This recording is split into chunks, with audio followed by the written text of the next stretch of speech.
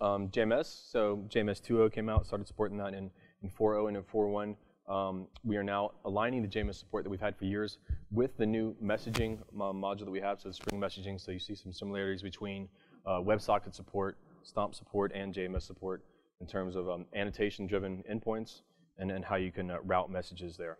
So it's a much more natural fit. Yeah, time for a good upgrade there.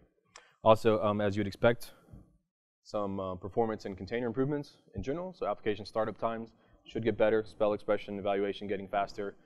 Again, dependency injection for generics and factory methods, always improving. People always finding issues there, making that better all the time.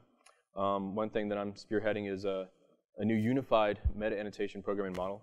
So we've had support for custom stereotypes, and then we just added support for annotation attribute overrides, like I showed you, some custom overrides there.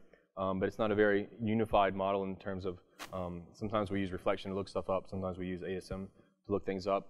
And then I mentioned before that in up through 4.0, we have this support for the attribute overrides, but you couldn't override an attribute named value. So we've come up with a way to do that. We're basically going to define an annotation that allows you to specify explicitly what attribute you're overriding and from what annotation.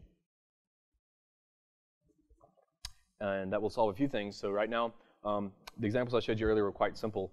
We just saw basically overriding the read-only flag from @transactional. But what if you had two annotations you're using as meta annotations, and they both have an attribute called name? That happens rather often. It happens a lot in Spring. There are lots of things that just called name. So the way it is now with Spring, if you had that, you would be using name for both of the annotations, and you wouldn't know which one you're overriding. So in 4.1, we're going to make that explicit.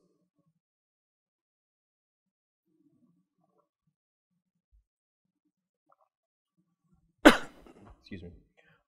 And yeah, assigned to me, lots of new testing features. As I mentioned before, we have support for